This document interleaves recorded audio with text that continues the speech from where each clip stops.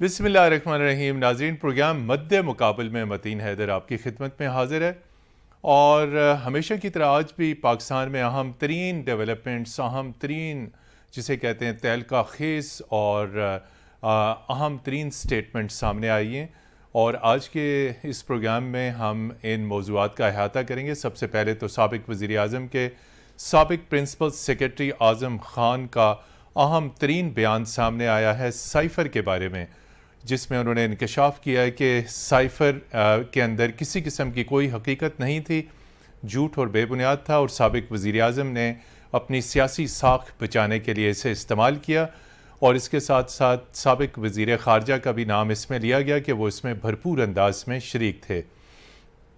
एक तवील अरसे के बाद आज़म ख़ान साहब का नाम सामने आया है और उनका ये स्टेटमेंट सामने आया है जिसने साइफ़र तनाज़े को एक मरतबा फिर ज़िंदा कर दिया। आखिर इसकी हकीकत क्या है और हुकूमत इससे क्या हासिल करना चाहती है? हुकूमत की तरफ से जो स्टेटमेंट सामने आया उसमें उन्होंने इस इंकशाफ को साबिक़ वज़ीर आज़म के ख़िलाफ़ चार्जशीट करार दिया है और कहा है कि ऑफिशियल सीक्रेट एक्ट के तहत अब कानूनी कार्रवाई की जाएगी, ना सिर्फ साबिक़ वज़ीर आज़म के ख़िलाफ़ बल्कि साबिक़ वज़ीर ख़ारजा के ख़िलाफ़ भी। इसके साथ साथ हम बात करेंगे निगरान हुकूमत के लिए जोड़ तोड़ सियासी मुशावरत का सिलसिला जारी है। MQM के आला सतह के वफ़द ने आज इस्लामाबाद में वज़ीर आज़म शहबाज शरीफ से मुलाकात की। क्या गुफ्तगू शनीद हुई, क्या मामलात हुए, और दहशत गर्दी के हवाले से आखिरी सेगमेंट में हम बात करेंगे। इंतहाई अहम तरीन रिपोर्ट सामने आई है जिसके मुताबिक योब के दहशत गर्दी के हमले में कलदम तहरीक तालिबान पाकिस्तान के जो 5 दहशतगर्द उस हमले में मारे गए, उनकी जानिब से अमरीकी वेपन्स और उनकी जो डेड बॉडीज़ थी वो अमरीकी मिलिट्री यूनिफॉर्म में थी। जदीद तरीन कम्युनिकेशन, जदीद तरीन असला और दस्ताने और दीगर आलात उनसे बरामद हुए। इसके ऊपर बात करेंगे कि आखिर ये क्या वजह है कि TTP के पास अमरीकी वेपन्स, अमरीकी यूनिफॉर्म और ये तमाम तर चीज़ें उनके ज़ेरे इस्तेमाल में आई। सबसे पहले हम बात करेंगे साइफ़र कंट्रोवर्सी, साइफ़र तनाज़े के ऊपर। आज़म ख़ान साहब वो ब्यूरोक्रेट थे जो साबिक़ हुकूमत के मुकम्मल जिसे कहते हैं आल एलाल थे, और वो साबिक़ वज़ीर आज़म तक एक गेट वे थे। उनकी इजाज़त के बगैर कोई डॉक्यूमेंट, कोई दस्तावेज़, कोई फ़ाइल, कोई मामला, कोई मुद्दा, कोई शख्सियत साबिक़ वज़ीर आज़म तक मिल नहीं सकती थी। जून से वो पर्दापोश हैं, लेकिन आज उनका अहम तरीन स्टेटमेंट सामने आया है। मजिस्ट्रेट की अदालत में कहा गया है कि उन्होंने ये स्टेटमेंट दिया है। डॉक्टर जमील अहमद खान साहब, आप क्या समझते हैं कि बहुत मुद्दत के बाद अब साइफ़र ने दोबारा सर उठाया है, और जो आज़म ख़ान साहब का स्टेटमेंट आया है जिसमें उन्होंने साबिक़ वज़ीर आज़म को साइफ़र कंट्रोवर्सी के ऊपर मुकम्मल तौर पर उनके बयानिया को उड़ा के रख दिया है। जो बयानिया साबिक़ वज़ीर आज़म ने आवाम के सामने रखा कि इनकी हुकूमत को अमेरिका की मदद से टॉपल किया गया, और उस साइफ़र को बेसिकली उन्होंने बुनियाद बनाया। आप क्या समझते हैं कि इस ऐसे मौके पे इस साइफ़र का दोबारा सामने आना बहुत बड़ा इतराफ़ी स्टेटमेंट, हुकूमत ने भी फौरी तौर पर इस पर रद्द अमल दिया। जी, आप कैसे समझते हैं, आप इस पर क्या कार्रवाई हो सकती है? इस पे तो मुमलकत पाकिस्तान का एक कानून है और वो है ऑफिशियल सीक्रेट एक्ट 1923, और उसका सेक्शन 5 है। सेक्शन 5 है जिसके तहत अगर अनऑथराइज तरीके से इंफॉर्मेशन किसी सूरत में भी, चाहे नक्शे की सूरत में हो, स्केच की सूरत में हो, डॉक्यूमेंट की सूरत में है, अगर उसको अया कर दिया जाए, जाहिर कर दिया जाए, तो वो इसके जद में आता है और इसकी बहुत खतरनाक सजाएं भी हैं। ये तो रहा उसका लीगल पहलू, क्योंकि अब लीगल मशीनरी ने अपने मोमेंटम को अख्तियार किया है पहली मरतबा। और उससे मेरी मुराद है कि 164 यानी कि CRPC criminal procedure code Pakistan का, उसके 164 के तहत बयान मजिस्ट्रेट के सामने एतराफी बयान है जो कि डिनाई नहीं कर सकता। जो शख्स बयान दे आगे जाके हाई कोर्ट में या किसी और कोर्ट में ये बयान मुझे जबरदस्ती दिलवाया गया, बयान की एक लीगल हैसियत है, इसकी बाकायदा एक कानूनी हैसियत है। जी हाँ, तो अब इसका आपके सवाल का अब जवाब आ रहा है, और वो ये है कि क्योंकि कानून ने अभी अपना रास्ता पहला स्टेप लिया है, तो अब इसके बाद बाकी सब स्टेप लेना एक लाजिम और मलजूम बात हो जाएंगी। तो ये तो बात हुई कि कानूनी इसका रास्ता, लेकिन मेरे नजदीक तो इसकी ज्यादा, इससे ज्यादा अहमियत यूं है कि जो डैमेज इसने करना था वो तो कर दिया। कि दो मुल्कों के दरमियान अगर कोई गुफ्तगू किसी दो मुल्क के हमारे सफीर और उनके दोनों लू के दरमियान हुई है, जिसका कि एक इतना बहुत सीनियर आदमी नहीं था, वो ब्रिटिश सेक्रेटरी लेवल का आदमी, और उसको बात को मुतबर बनाया। बहुत दफा हमारे साथ लोग बैठते थे जब मैं सफीर था, बहुत सारी गुफ्तगू करते थे, ऑफ द रिकॉर्ड गुफ्तगू होती थी। बिल्कुल, हम उसको साइफर में उसका कभी अक्सर जिक्र भी कर देते थे, लेकिन असल चीज है उसके रेफरेंस। रहा सवाल कि हुकूमत का टॉपल कर देना, जिस तरह के नैरेटिव बनाया गया यहाँ पीटीआई के चेयरमैन की तरफ से, तो वो अगर देखा जाए तो ऐसे मामला, हालांकि ऐसे ये चीजें कुछ लिटरेचर में मिलती है, उस पर मैं आ रहा हूँ, तो वो उसमें अगर देखा जाए तो यूनाइटेड नेशंस के चार्टर चैप्टर 1 में बिल्कुल क्लियरली है कि sovereignty and integrity of any country, उसमें आप इंटरफेयर या आप किसी अंदाज से दखलंदाजी नहीं कर सकते। अगर ये नैरेटिव मान लिया जाता या मान लिया जाए तो फिर तो ये इंटरनेशनल कानून की खिलाफ वर्जी समझी जाती यूनाइटेड नेशंस के तरफ, यूनाइटेड स्टेट्स की तरफ से। तो कहने का मकसद ये है कि इसके बड़े सीरियस इंटरनेशनल कॉन्सिक्वेंसेस होती हैं, लेकिन इसका जो डैमेज था वो ये हुआ कि अमेरिका जाहिर है उस दो तरफा ताल्लुकात में पीछे हट गया, और वो ताल्लुकात हमारे कमजोर हो गए, जो कि बरसा बरस से एक लिहाज से चल रहे थे और हमारे फायदे में चल रहे थे, ट्रेड के लिहाज से, बाकी मामलात में। तो उसमें हमें थोड़ा सा दचका लगा उसका, और वो आहिस्ता आहिस्ता भी जाके मदम होगा। अभी वो सिलसिला अभी चल रहा है, लेकिन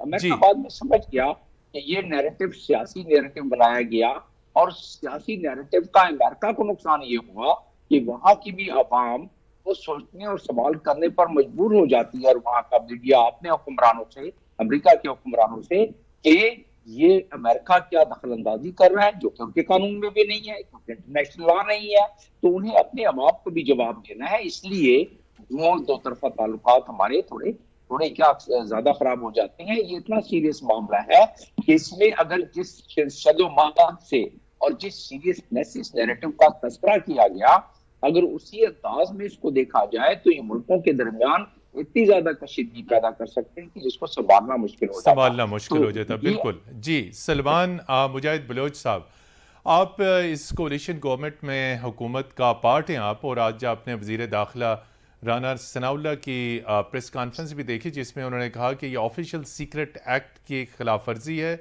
और अब इस के तहत, यानी ऑफिशियल सीक्रेट एक्ट के तहत, साबिक वज़ीर आज़म और साबिक वज़ीर ख़ारजा के खिलाफ भरपूर कानूनी कार्रवाई की जाएगी। तो आप क्या समझते हैं कि अभी जो है वो साबिक वज़ीर आज़म के खिलाफ इस साइफर के मामले को दोबारा उठाना था, कानूनी कार्रवाई का जिक्र उन्होंने किया, आप क्या समझते हैं क्या कार्रवाई हो सकती है और साबिक वज़ीर आज़म को क्या सज़ा मिल सकती है? जी बिस्मिल्लाहिर्रहमानिर्रहीम।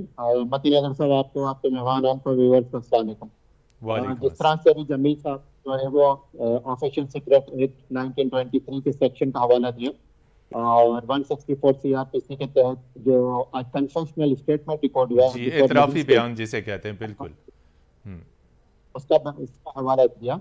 और मैं समझता हूँ कि कानून के मुताबिक अभी तक चीजें ठीक चल रही हैं, और अब ये देखना है कि स्टेट इसमें कंप्लेनेंट कब बनता है, इसका मुकदमा कब दर्ज होता है, जैसा कि वजीर दाखिला ने कहा है, और किस तरह से कार्रवाई को आगे बढ़ाया जाता है। लेकिन इससे पहले मैं आपको बताऊं कि सियासी तौर पे इमरान खान साहब ने, being prime minister of Pakistan, वो कुछ हल्फ होता है उनका, कोई औथ होता है जिसमें उनको सीक्रेसी, जो नेशनल सिक्योरिटी के जो मामला होते हैं या फॉरेन अफेयर्स के कुछ मामला होते हैं, जिसमें उनको अपना मुंह बंद रखना होता है, चाहे वो अपनी पोजीशन पे हो चाहे अपनी पोजीशन पे ना हो। लेकिन आपको याद होगा मतीन हैदर साहब, इससे पहले चंद माह पहले ऑडियो भी लीक भी हो गई थी। जी बिल्कुल, ऑडियो लीक में भी इसका तज़किरा आया सामने। बिल्कुल, उमर साहब भी कह रहे थे और खान साहब भी कह रहे थे कि हमें साइफर पे खेलना है, यानी कि अपनी डूबती हुई साहब को दोबारा बचा सकें। बिल्कुल, ये सब हुआ पिछले मार्च 2022 में, जब तहरीक अदम एतमाद पीडीएम की जमातों की जानिब से पेश की गई। उसके बाद इमरान खान साहब ने एक ऐसा झूठ का बयानिया, एक ऐसे अपने जो है झूठ को इस बुनियाद पे खड़ा करने की कोशिश की, पब्लिक में जाके वो जो ऑफिशियल सीक्रेट डॉक्यूमेंट था जमील खान साहब सफीर में रह चुके हैं मेरे ख्याल में। कोई मार्च कहलाता है वो, उसको जो है वो फॉरेन ऑफिस के अंदर ही रखा जाता है, वो बाहर नहीं बाहर आता। नहीं आती वो जिस तरह डॉक्यूमेंट, से बिल्कुल आजम सही है, खान वो रूल्स के मुताबिक बाहर नहीं आ सकती। आजम खान साहब ने आज कहा कि मैंने उनसे कहा वो कहाँ गया, तो उन्होंने कहा वो गुम हो गया। मतलब इमरान खान ने इतनी आसानी से कह दिया वो गुम हो गया, कि यानी कि वो एक पाकिस्तान की कौमी राज था, पाकिस्तान की एक अमानत थी, जी। उसको पब्लिक में उन्होंने ले रहा है और उस पर खेला, बाकायदा खेला और बाकायदा अवाम को इन्होंने गुमराह किया, उनके फॉलोअर्स को, उनके कारकुनान को, पाकिस्तान की कौम को गुमराह किया कि देखेंगे ये वो मरासला है, ये वो साइफर है जिस पे जो है वो साजिश हुई। हमने कई सफीर ने जो है वो पाकिस्तान के सफीर को बुला के कहा कि पाक के वजीर आज़म इमरान खान को हटाएं, वरना हम आप ताल्लुकात को खत्म कर देंगे, जी, वरना हम आप अपने कॉन्सिक्वेंसेस के लिए तैयार रहें। यानी कि कौमी राज को जो है अपने सियासी मकसद के लिए इस्तेमाल किया। मुजाहिद साहब हमारे साथ ही रहिएगा। वाशिंगटन से हमें ज्वाइन किया है अनवर इकबाल साहब ने, सीनियर साफ़ी और तज्जियाकार हैं। अनवर इकबाल साहब, प्रोग्राम मद्दे मुकाबिल में आपको खुश आमदीद कहते हैं। एक मरतबा फिर पाकिस्तान की सियासत में तहलका, साबिक principal secretary to then prime minister Azam Khan का इंतहाई जिसे कहते हैं तहलका खेज स्टेटमेंट आपने भी यकीनी तौर पे देखा होगा। क्या मकसद हो सकता है कि ऐसे मौके पे जब साइफर कंट्रोवर्सी बिल्कुल बैठ चुकी थी, दोबारा से इसको ज़िंदा करना? और आज़म खान तो तमाम सरकारी राज व न्याज के जिसे कहते हैं कस्टोडियन थे और साबिक वज़ीर आज़म के इंतहाई बाएतमाद ब्यूरोक्रेट्स में समझे जाते थे, उन्हें उस वक्त के वज़ीर आज़म का गेटवे कहा जाता था। तो इनका ये स्टेटमेंट आना, आप क्या समझते हैं, आप किस रुख में सूरत हाल जा रही है?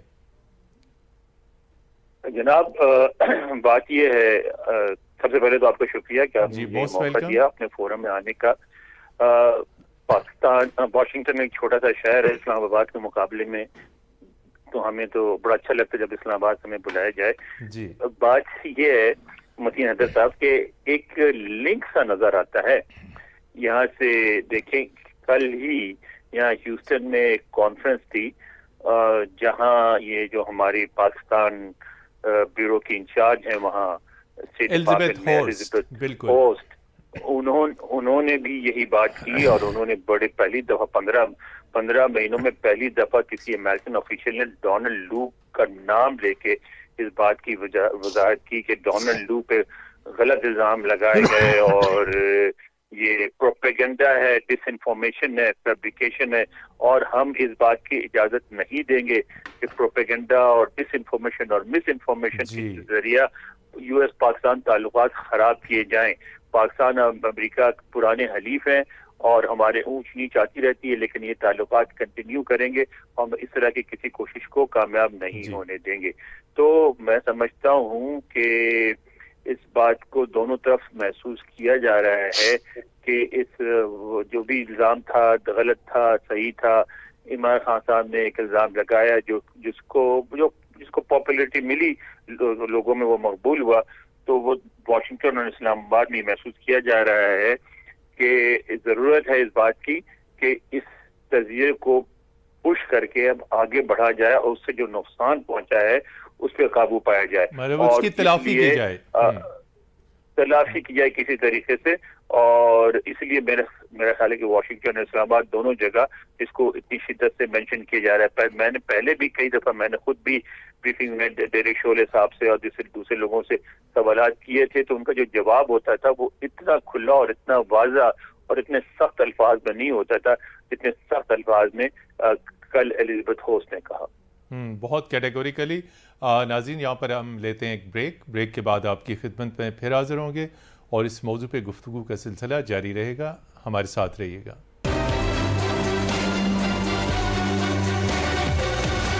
जी नाज़रीन, प्रोग्राम मद्दे मुकाबिल में एक मरतबा फिर खुश आमदीद और हम बात कर रहे हैं साइफर कंट्रोवर्सी की। डॉक्टर जमील अहमद खान साहब, आप वजारत ख़ारजा के साथ मुंसलिक रहे। रूल्स दफ्तर ख़ारजा के क्या कहते हैं जब कोई भी साइफर आता है, यानी खुफिया केबल आती है जिसमें बेसिकली एनालिसिस होता है, सिचुएशन रिपोर्ट होती है, वो सिर्फ़ और सिर्फ उसको देखने के फॉरेन सेक्रेटरी उसके मिजाज होते हैं। तो आप क्या समझते हैं कि ये दफ्तर ख़ारजा से बाहर इसका साइफर का निकलना, वज़ीर ख़ारजा ने इसको ले लिया, वज़ीर आज़म हाउस पहुँच के आज़म खान साहब को कॉन्फिडेंस में लिया, इन्होंने और उन्होंने मिल के फिर जिस तरह ऑडियो लीक सामने आई कि आइए इस पे खेलते हैं, तो आप क्या समझते हैं, तमाम तर किरदारों को शामिल तफ्तीश किया जाना चाहिए ताकि कोई ठोस नतीजा निकल सके? यानी उस वक्त के साबिक वज़ीर आज़म को, आज़म खान को, उस वक्त के वज़ीर ख़ारजा को, उस वक्त के सेक्रेटरी ख़ारजा सुहेल महमूद को, और उस वक्त के जो एम्बेसडर हैं, जो मौजूदा सेक्रेटरी ख़ारजा हैं डॉक्टर असद मजीद खान, ताकि हकीकत बिल्कुल सामने आए। जी डॉक्टर साहब। देखिए, वादियुल नजर में तो जहां से आगाज हुआ साइफर का, और वाशिंगटन से जहां से इनिशिएट हुआ, यानी वाशिंगटन से जब आके लैंड किया फॉरेन ऑफिस में, तो वहां एक सेफ रूम है जहां आके वो डिकोडिंग होती है, लिहाज से नंबरिंग के लिहाज से डिकोडिंग होती है, फिर वो अल्फाज में दोबारा तब्दील हो जाती है। उसके बाद वो सिर्फ और सिर्फ उसका ऑथराइज आदमी जो है उसकी नजर वो फॉरेन सेक्रेटरी है, और फॉरेन सेक्रेटरी फिर उसको प्राइम मिनिस्टर और प्रेसिडेंट को अपने उसके नोयत के लिहाज से मार्क करके जिसकी जरूरत होती है, या एक्सट्रैक्ट उसका, वो भी टॉप सीक्रेट होता है। अगर एक्सट्रैक्ट उसका सारा साइफर नहीं, वो भी टॉप सीक्रेट होगा। अगर उसका कोई एक्सट्रैक्ट भी बनाया जाए, उसकी अकाउंटेबिलिटी होती है, उसकी अकाउंटिंग होती है, वो टॉप सीक्रेट डॉक्यूमेंट ही कहलाएगा। मिसाल के तौर पर मिनिस्ट्री ऑफ कॉमर्स से कोई चीज मुतालिक है तो वो उनको ये उनकी नजर से गुजरेगा। लेकिन पहले मैं आपको ये बताता चलूं कि ये जो top secret document according top secret act है, ये इसकी एक तो ये है कि कानून है, दूसरा इसके एसओपी फॉरेन ऑफिस में बने हुए हैं। अच्छा, एसओपी हैं बाकायदा, तमाम तर रूल्स हैं।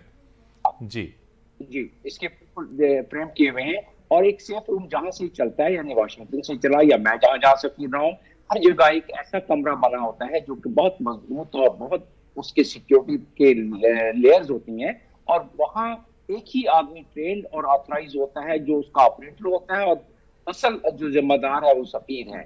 सफीर जाएगा, खुद टाइप करेगा, खुद बनाएगा, और उसके बाद फिर जिम्मेदार भी खुद होगा, और उसके बाद वो अपने कंप्यूटर पे कर रहा है, डिलीट भी करेगा, और फिर साइबर रूम में जाके इंतहाई सीक्रेट प्रोसीजर है इसका।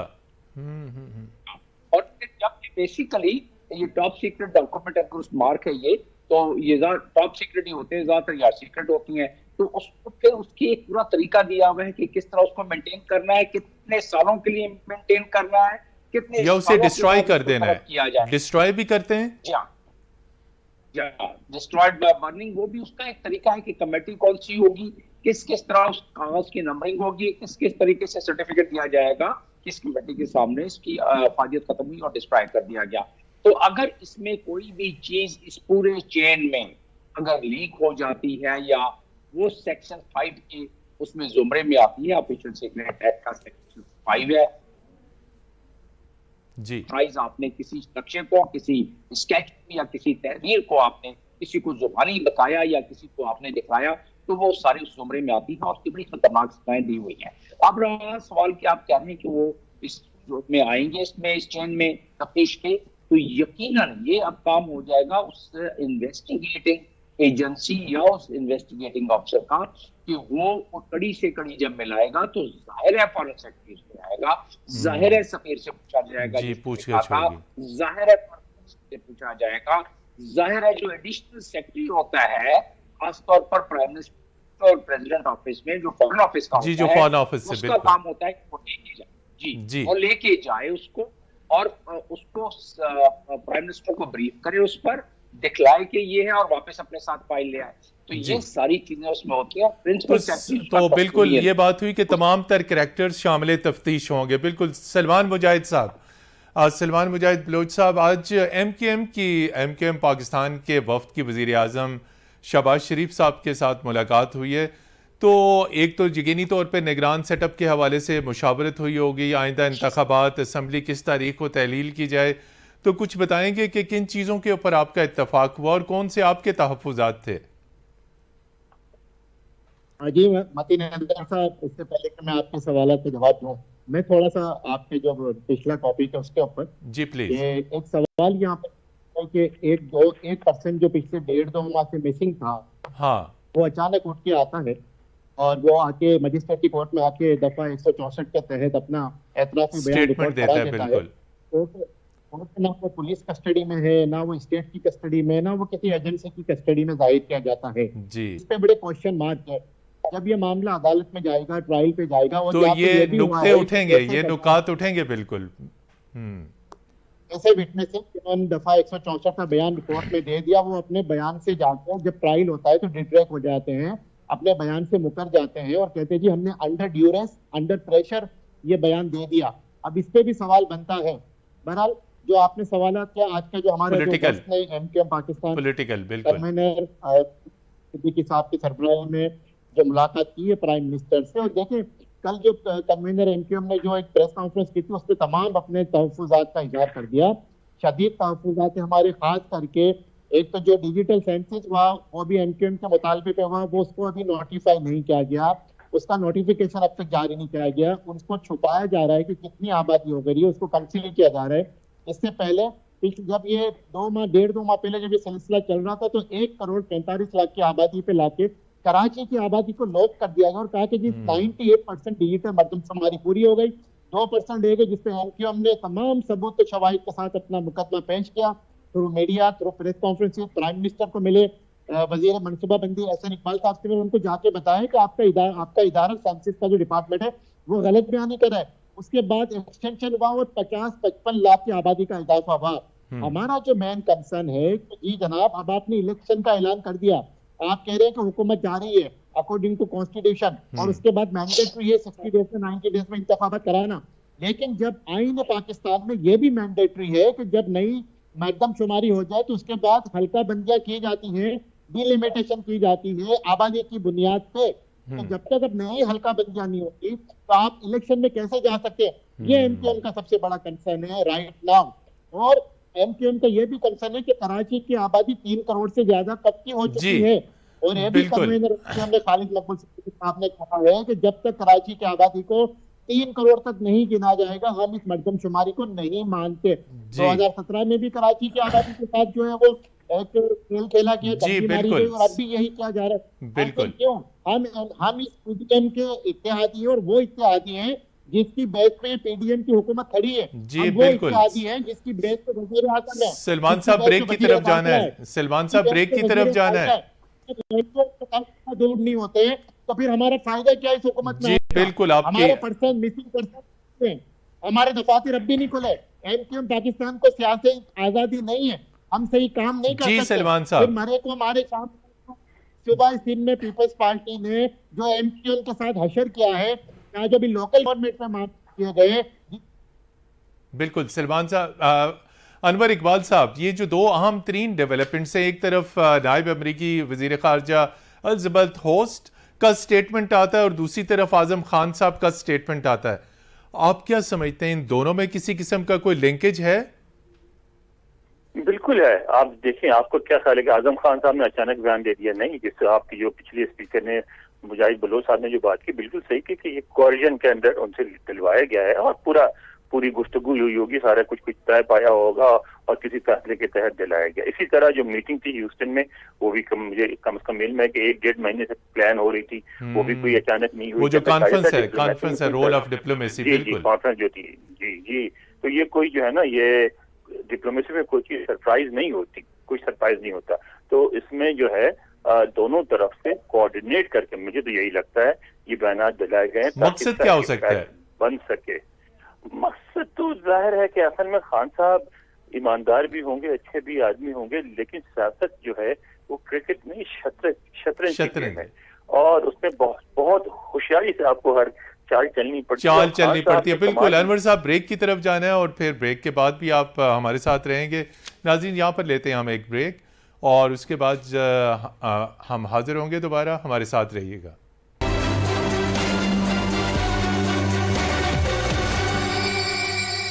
जी नाज़रीन, प्रोग्राम मद्दे मुकाबिल में खुश आमदेद। आखिरी सेगमेंट की तरफ हम बढ़ते हैं। इंतहाई अहम तरीन डेवलपमेंट सामने आई है। बलूचिस्तान में 2 हफ्ते कबल जोब में होने वाले दहशतगर्दी के हमले में, जिसमें कालदम तहरीक तालिबान पाकिस्तान के दहशतगर्दों ने हमला किया, सिक्योरिटी फोर्सेस के 9 जवानों ने जाम शहादत इसमें नोश किया था। जो डेवलपमेंट सामने आई है, जो डेड बॉडीज़ दहशतगर्दों की आई हैं, वो अमरीकी मिलिट्री यूनिफॉर्म में थी। तमाम तर मवासलाती जो आलात थे अमरीकन थे और जदीद तरीन अमरीकी असला उनके पास था। आखिर ये रसाई अमरीकी हथियारों तक, अमरीकी कम्युनिकेशन तक और यूनिफॉर्म तक कैसे पहुंची, अफ़गानिस्तान से क्या सप्लाई पाकिस्तान आई, ये क्या चीज़ें इंतहाई अहम तरीन डेवलपमेंट है।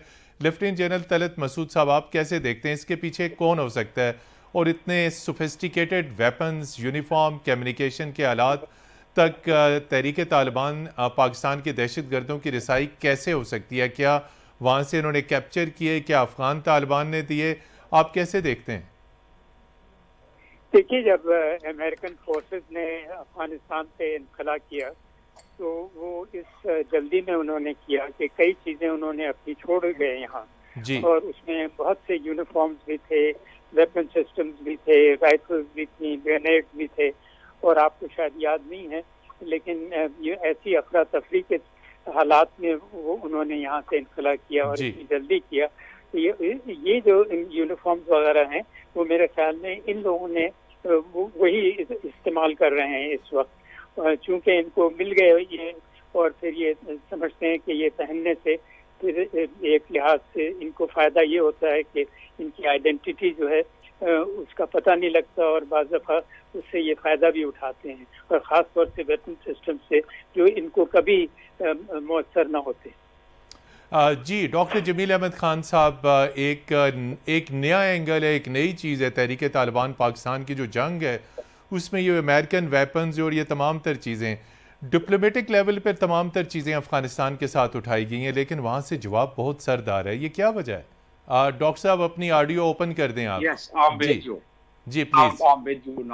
राइट, बेसिकली देखिए हमने तो डिप्लोमेटिक लेवल पे उनको उठाया है, लेकिन अब इस चीज का भी इदराक है कि अब अक़वाम मुत्तहिदा की मॉनिटरिंग टीम जो कि सिक्योरिटी काउंसिल के 1267 उसके तहत जो रेजोल्यूशन के तहत कायम की गई और अब तक रिपोर्ट देती है, पिछली रिपोर्ट में उन्होंने बयान किया कि तालिबान का कितना कंट्रोल है, 20 ग्रुप है टेररिस्ट, उसमें तालिबान का कितना कंट्रोल है, और IS खुरासान का उसमें कितना अमल है। आपके पास टाइम थोड़ा, मैं मुख्तसर करके बता देता हूँ कि एक तो पहली बात है कि उनका फुल कंट्रोल नहीं है। दूसरी बात ये कि जनरल साहब ने बता दिया अभी कि जो साजो सामान जिस अफरा तफरी में अमेरिकन छोड़ के गए वो सारा उनके पास मौजूद है।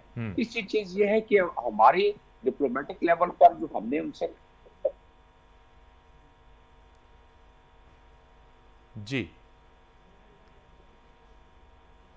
जी अनवर इकबाल साहब, आप कैसे देखते हैं? ये आम तरीन डेवलपमेंट है। अनवर इकबाल साहब, ये अमरीकी वेपन्स, यूनिफॉर्म, TTP के दहशत गर्दों का इस्तेमाल करना, ये तो बहुत काबिल तशवीश और काबिल मजम्मत डेवलपमेंट है। इसे आप क्या समझते हैं कि इसके पसे पर्दा कौन से एलिमेंट हो सकते हैं? कैसे उन्हें ये वेपन दिए गए, यूनिफॉर्म दिए गए, या वो लेफ्ट ओवर उन्होंने कैप्चर किए? देखें, पहली बात तो ये है कि मैं एक मीडिया का एक फर्द होने की वजह से मीडिया से अपील करूंगा, पाकिस्तानी मीडिया से, कि प्लीज ये आप डोंट जंप टू कंक्लूजन्स कि मतलब हमारे यहाँ ये हो एक तूफान शुरू हो जाएगा कि अमरीकियों ने दे दिया, अमरीकियों ने साजिश कर ली, पाकिस्तान को कमजोर कर नहीं आया। इस तरह की बातें ना करें, जरा जिम्मेदारी से काम लें।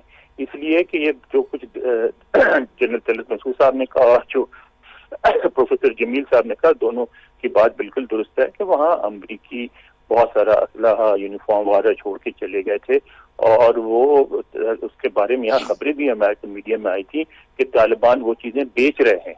ये आपने नजर नहीं देखी, अगर आपकी शायद नजर से नहीं गुजरी, काबुल में ये चीजें फरोख्त रही हैं।